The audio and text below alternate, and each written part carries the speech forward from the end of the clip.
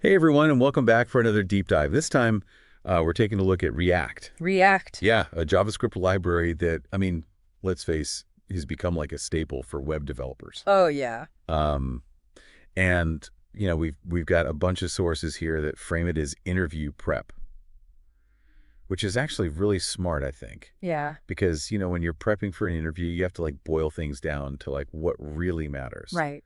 Yeah. So we're going to be talking about building those user interfaces with those reusable components. Yes. And really kind of getting to the heart of like what makes React tick and why it's become so popular. You know what's really cool about React is you can use it for more than just websites. Oh, really? Yeah. So Yeah. you can use React Native for building mobile apps. Huh. And some people are even using it for VR experiences. Wow, that's super cool. But before we get too far ahead of ourselves, let's back up a little bit and talk about like why is React so popular in the first place? Like what problems does it solve? What makes it so great? Well, React is all about building user interfaces, right? The parts of a website or app that you actually see and interact with. Right.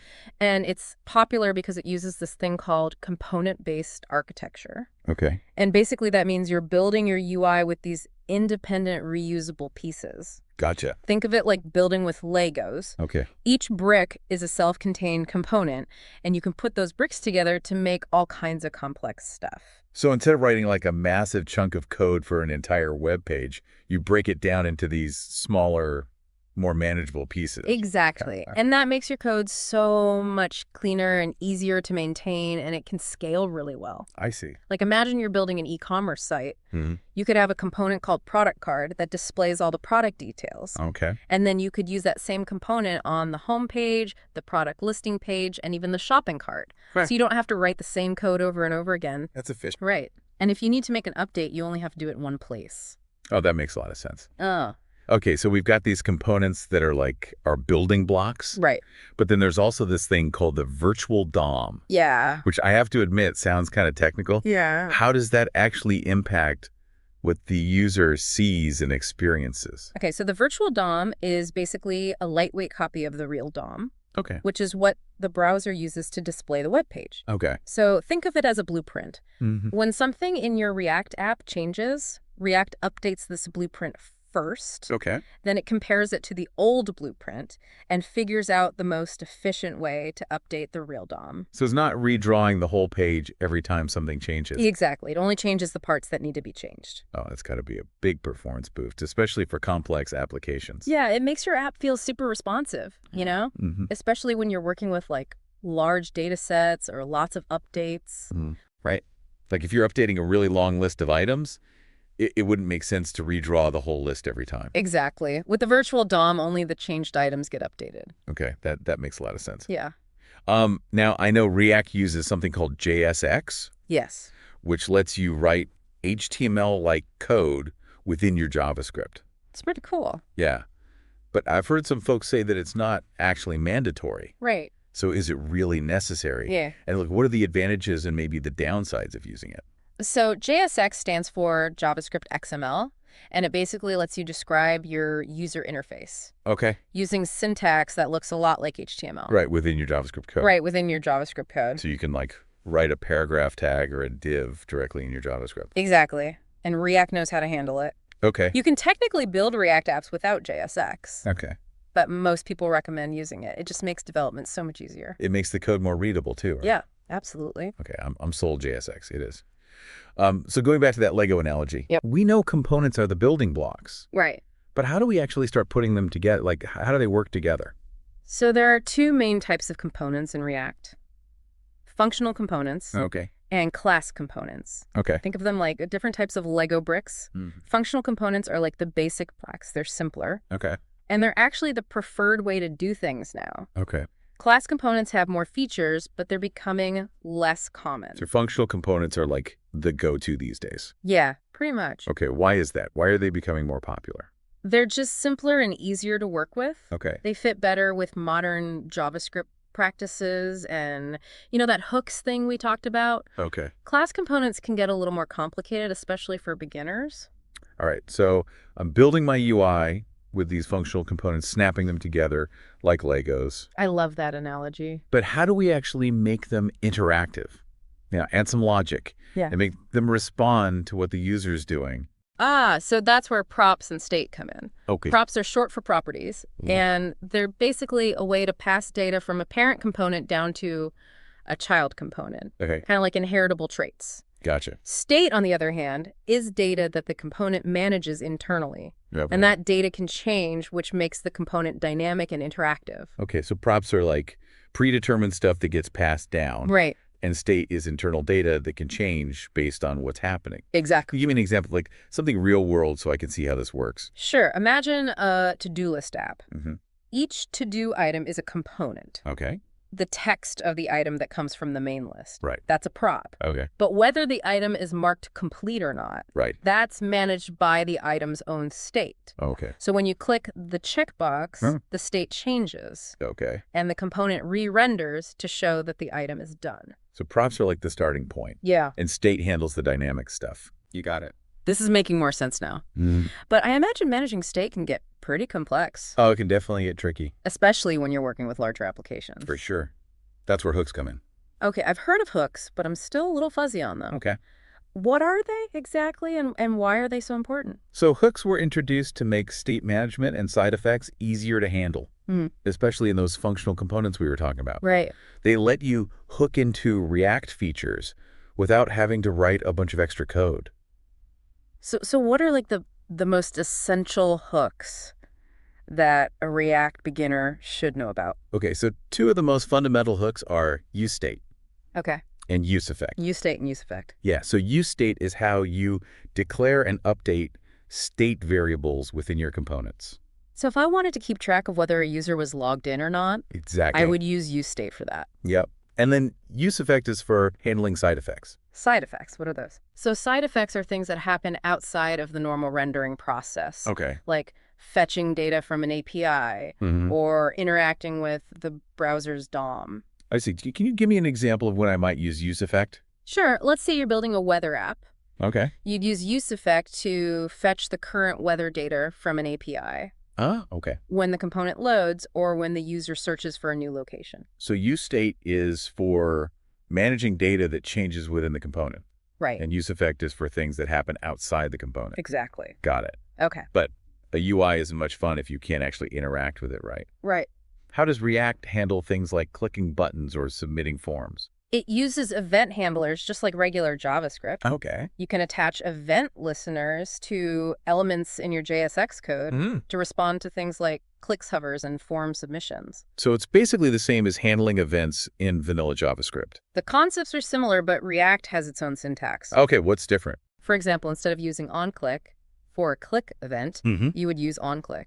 Okay, it's capitalized. Right. So same idea, but slightly different syntax. Exactly. And React also uses something called synthetic events, Okay. which is its own event system that makes sure events work the same way across different browsers. Ah, that's convenient. Right. You don't have to worry about those little browser quirks. Consistent behavior. That's Right. always good. Okay, so what about when I need to display a list of items that changes dynamically, like search results or a newsfeed?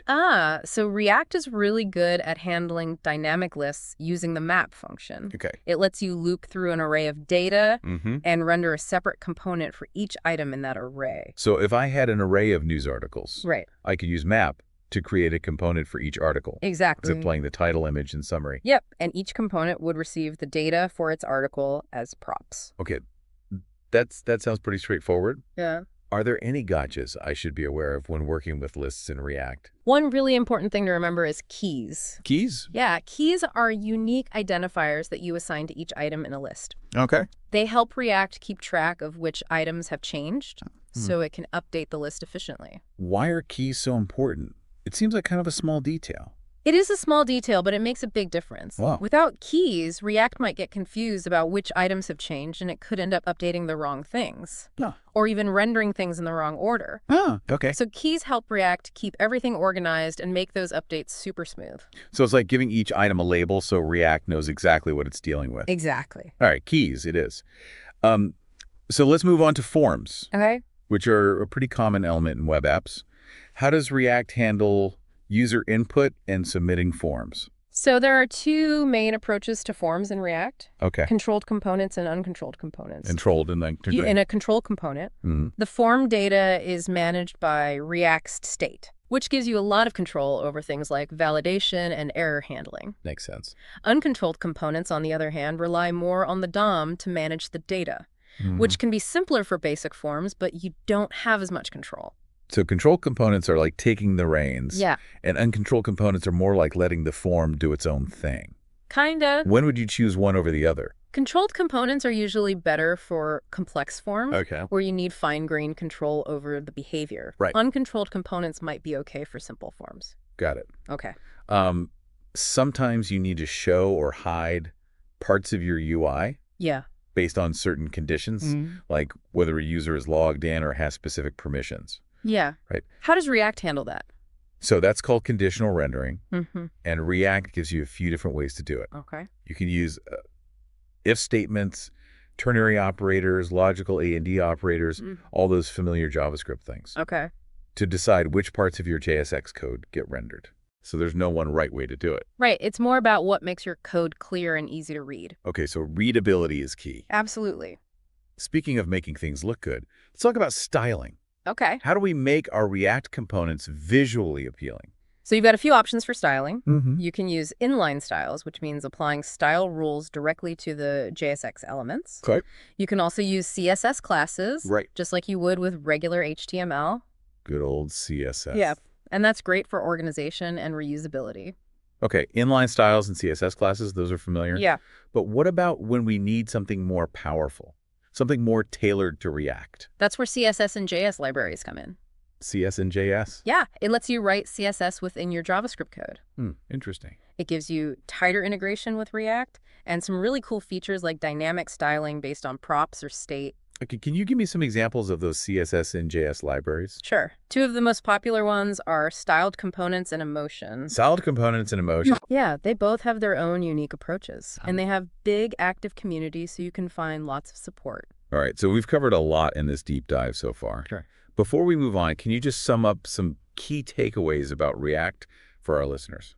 Sure. So React is all about building UIs with reusable components, like putting together Legos. Right. That component-based architecture, along with the virtual DOM and hooks, makes it super efficient and powerful. Yeah.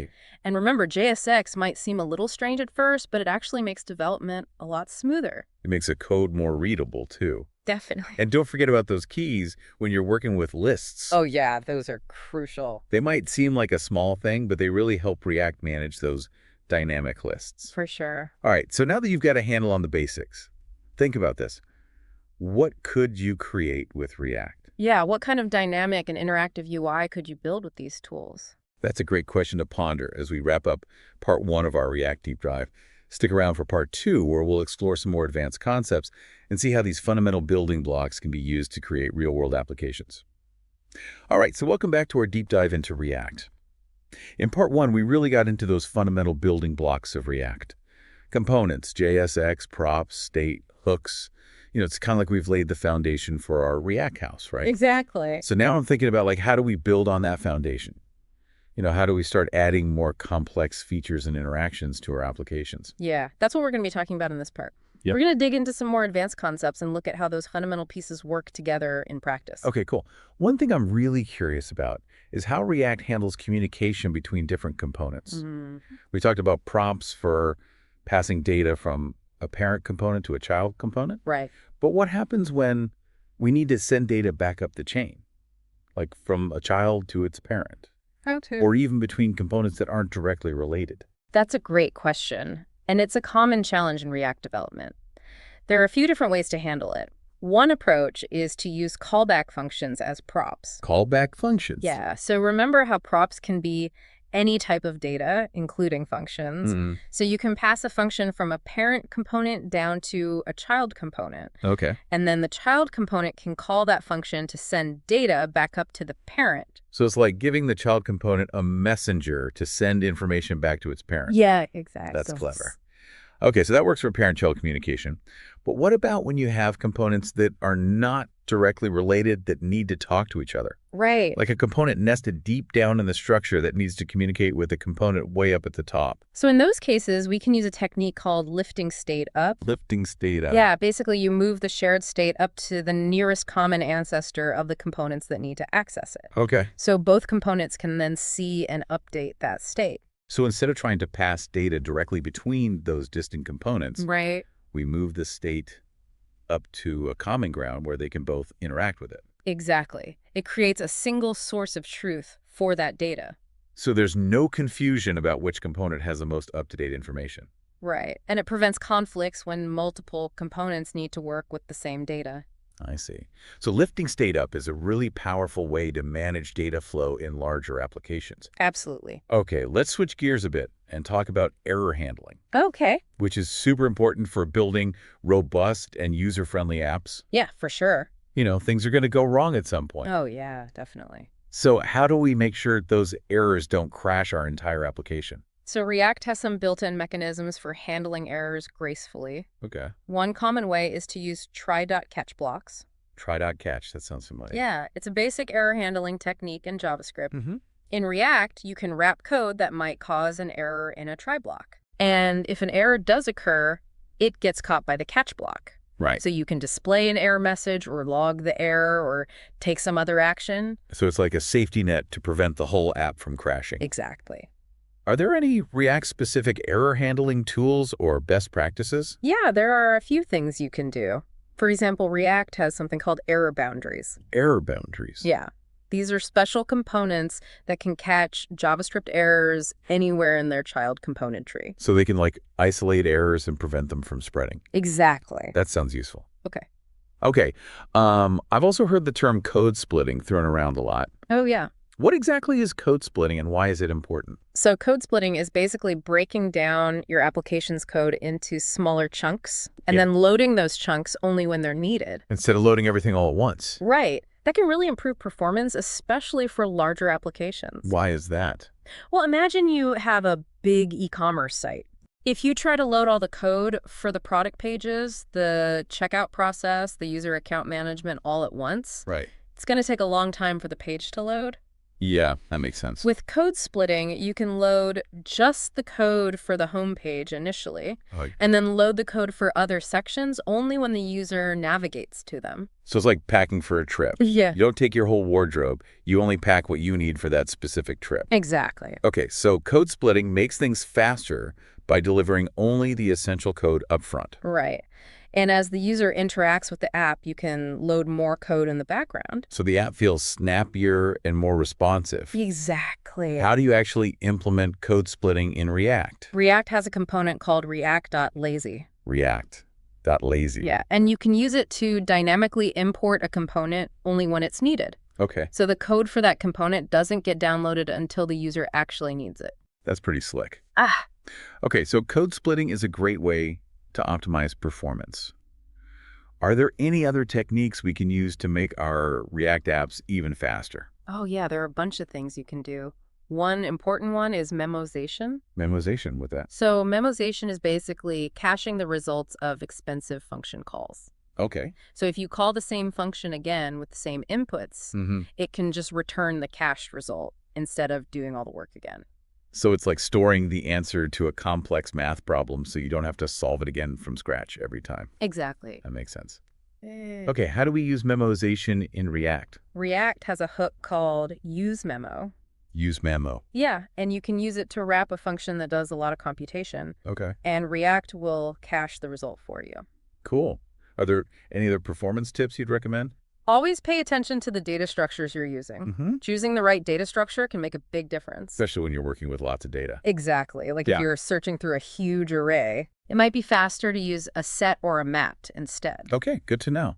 So it's not just about the React code itself. Right. It's about understanding those underlying data structures too. Absolutely. Okay, let's talk about routing. Routing. Yeah, so routing is how you handle navigation between different parts of your application. Like if you have a website with multiple pages. Exactly. Okay, so how does routing work in React? React itself doesn't have built-in routing, but there's a popular library called React Router. React Router. Yeah, it provides all the tools you need to implement routing. Okay. So you can define different routes in your app and associate them with specific components. Okay. When the user navigates to a particular route, React Router renders the corresponding component. It's like a map for your application. You could say that. It tells React which component to display based on the URL. Right.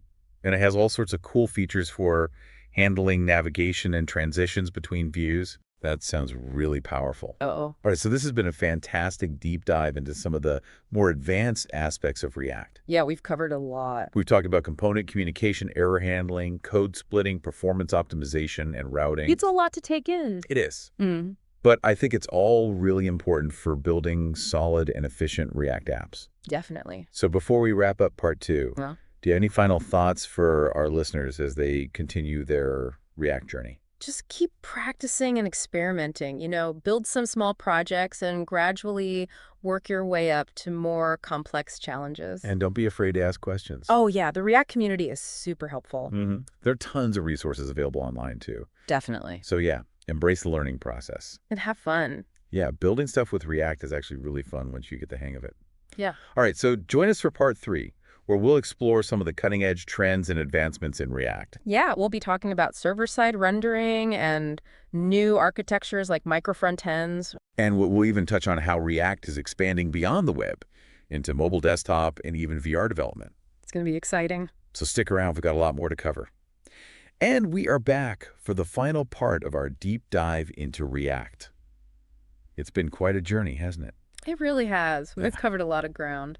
From those fundamentals, like components and JSX and all that, Yeah. to some pretty advanced stuff like performance optimization and routing. Right. And now I'm kind of excited to look ahead a bit, Yeah. and see what the future holds for React. Yeah. What are some of those cool new things happening in the React world? Yeah. The React ecosystem is always evolving. Yeah, New tools and best practices are popping up all the time. it's a pretty exciting time to be a React developer. It really is. So one thing that caught my eye in our research was this whole React server components thing. Oh, yeah? That seems to be like a really hot topic these days. Yeah. It's getting a lot of buzz. So can you explain what is server-side rendering in the first place? Sure. And why is it becoming so important? So server-side rendering, or SSR for short, Okay. is basically rendering the initial HTML for your React components on the server instead of doing it in the browser. And this can really speed up how fast your page loads. Okay. And it can also improve your SEO, search engine optimization. Right. So it helps your website rank higher in search results. Ah, okay. So instead of sending a blank page to the user and waiting for JavaScript to load, Yeah, we're sending them a pre-rendered HTML structure that's ready to go. exactly. It's like giving them something to look at while the rest of the app is loading in the background. Right. That makes a lot of sense for performance and SEO. Yeah. But how do these React server components fit into all this? So React Server components take this whole idea of server-side rendering even further. Okay. They let you define components that are rendered entirely on the server. Okay. And their JavaScript code doesn't even get sent to the browser. So it's even less code for the browser to download and process. Exactly. Wow. That sounds like a huge performance boost. Yeah. It is especially for complex applications. So you can build these really sophisticated apps without sacrificing speed? Exactly. And React Server components can also make development easier. Oh, really? How so? Well, they can simplify things like data fetching, and they can reduce the amount of state management you need to do on the client side. That's interesting. It seems like React Server components could really change the way we build web apps. Yeah, I think they have a lot of potential. Okay, so what other trends or advancements in the React world are you keeping an eye on? One that I'm really excited about is Microfrontends.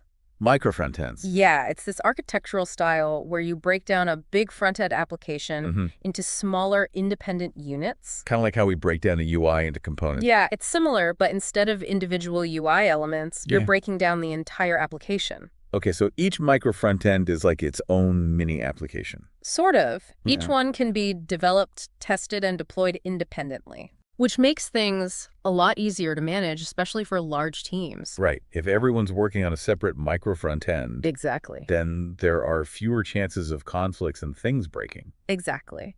And it also means that you can use different technologies or frameworks in different parts of the application. So you have more flexibility. Right. You're not locked into a single tech stack for the entire app. I see. So microfrontends are like a way to bring more modularity to the application level. Exactly. That's really interesting. What other innovations are shaping the future of React? Well, another exciting area is how React is being used with other cutting-edge technologies. Like, Uh, there are libraries that let you use React to build mobile apps with React Native. oh yeah, I've heard of React Native. And there are frameworks like Electron Mm-hmm. that let you build desktop applications with React. And even VR experiences. Yeah, some people are even using React for VR. Wow, so React isn't just for web development Well, anymore? it's becoming a really versatile tool. It seems like you can build pretty much anything with React these days. Yeah, the possibilities are pretty much endless. This deep dive has been amazing. I agree. We've really explored so much of the React world, Yeah, we've gone from the basics to the really advanced stuff. and even into the future of React development. It's been a lot of fun. It really has. So do you have any final words of wisdom for our listeners? Yeah, just keep learning, keep experimenting. Yeah. Don't be afraid to try new things, Mhm. and don't be afraid to make mistakes. Right. You learn from your mistakes. Exactly. And remember, the React community is a great resource. Oh yeah, there's so many talented people out there who are willing to help. For sure. Yeah. So yeah, just keep building and have fun with it. Well said. I think that's a perfect note to end on. I agree. Thanks for joining us on this React adventure. It was my pleasure. We hope you learned a ton and that you're feeling inspired to go out and build some amazing things with React.